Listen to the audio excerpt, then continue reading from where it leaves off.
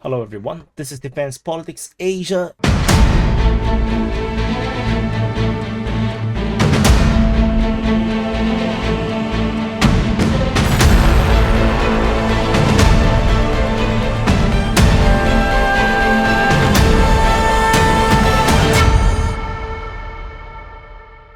And surprise, I have time to do mapping and record. And so this is the summary for the day of 716 for the 9th of February. And for those celebrating Lunar New Year, happy Lunar New Year to you. And so the Frontline Changes report. So at the Frontline Changes report, we have quite a number of big change. And I think the number one, what I want to talk about is actually at Bohdanivka in the Bakhmut front. There is some massive change over in the western part of Bakhmut city. So this Bakhmut city, the infamous Bakhmut city, the Russian forces have made some major progress over on this western side in the southeastern part of Bohdanivka, which is over here. This Bohdanivka, and the Russian forces have basically launched an attack and managed to capture this tree line around here, and they also have captured the entire forest over here. This information is according to the Ukrainian mapping, based on the mapping by Deep State UA, that they declared that the Russians have made a major success in this area here from the direction of Kromove and along the highway down towards Chasiv Yar. And this is actually quite a significant change, and this actually corroborates with this very interesting statement. Like I believe I mentioned in the SITREP in yesterday's SITREP, where Sersky, the new commander-in-chief for the Ukrainian armed forces, wrote a piece or some brief or report regarding the Russian push at Chasiv Yar. And I was surprised because we all thought that the major crisis region is actually Avdiivka, particularly in the northern part of Avdiivka. But apparently there was this major push by the Russians towards Chasiv Yar that was totally not reported by anyone. And the Russian was actually pushing in this direction towards Chasiv Yar, which is over here. This is Chasiv Yar. And so the Russians are making this push towards Chasiv Yar, and no one reports it. And the first person to actually talk about it is actually the new commander-in-chief of the Ukraine. And he talked about it. I was like, what? And then now we actually see the results, why he's talking about this situation that is currently unfolding over towards Chasiv Yar by the Russian forces. And this is what we are seeing right now. And this push is somewhat geolocated with Russian forces just off the forest. It was geolocated with Russian forces landing their forces, attacking Ukrainian positions. And there is also further geolocation of Russian forces sending reinforcement in the direction of Chasiv Yar. But although this geolocation by military summary, I do doubt that this is actually something that happened over the past 2 days, due to in the video footage there's massive snow. If you missed the previous SITREP, or you probably not interested in the weather report, there is actually no more snow. It's currently above zero in many parts of Ukraine. The only latest information is that there is snow only in the Kupiansk front and the Sviatove front. So I will talk about the weather report much later in the SITREP. And so this is the situation over at Bohdanivka. And then we have another update is over at the Luhansk region in the Sivers front at Bilohorivka. Russian forces geolocated off the industrial zone in the southeastern part of the settlement. The Russian forces apparently is making a push in this region here.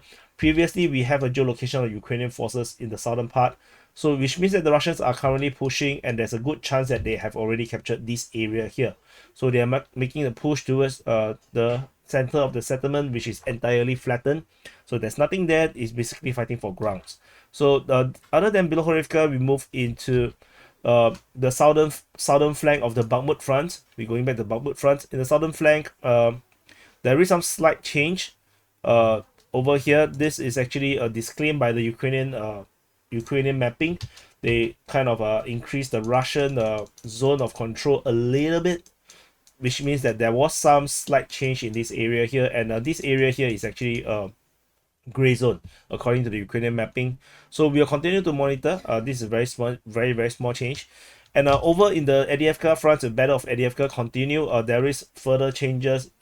It's almost on a daily basis right now. After yesterday's Russians control of this area here in the center of the two salients, now the Russians have confirmed to have taken the entire shoreline of this lake and push further deeper into towards the center of the Avdiivka city. They are moving down. The situation over at the railway is currently stuck. The Ukrainian forces have an easier defense line due to the railway line, and they are holding the line over there. So the Russians has made this progress over here. Ignore this water body that I mapped because this is just conventional mapping. And further north of this position, there is also some slight change. The Russian forces have taken some position north of the coke plant. This is very minimal, so kind of not very important. And another one of the major battles currently unfolding in Ukraine is Novomykhailivka. The battle of Novomykhailivka, there is some change, but the change is actually further southwest of the settlement. There is a Ukrainian claim of this tree line. This tree line is claimed by Deep State UA. That in their mapping, they show that they have control over this area here. We will continue to monitor and see how this goes. And the last frontline chase is over at Robotyne. So in the Zaporizhia front, so I zoom out a bit. This is Zaporizhia city, and this is the Zaporizhia front. This is Donetsk city. Avdiivka is over here. So and at the Orikhiv sector, there is some change at the Robotyne region. So the Ukrainian mapping previously mentioned that the Russians have taken these grounds. So this is based on Ukrainian mapping. Now they have reclaimed this area here. They have reclaimed. So they feel like, you know, this area here is now under Ukrainian control. It's a slight change. Everything here is considered gray zone according to the Ukrainian mapping. We will continue to monitor. These are just small mapping changes. Anyway, that's all for the Frontline Changes report. And we move into the strategic and tactical reporting.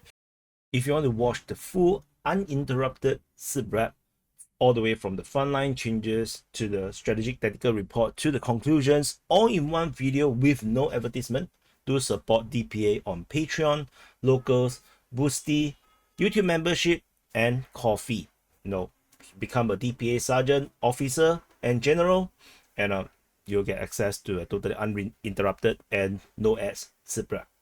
Defense Politics Asia is a Singapore-based geopolitical and defense news media cum think tank focusing on Asia from an Asian perspective. We try to provide insights on complicated issues and cast spotlights on underreported stories to give a voice to those that would otherwise not be heard. You can find out more geopolitical and military news, as well as in-depth opinions and analysis on www.defensepoliticsasia.com. To support our work, you can subscribe to our YouTube channel here, or you can become a patron on our Patreon at patreon.com/defensepoliticsasia and get access to exclusive content while be a part of the people that shapes the future of this unique platform.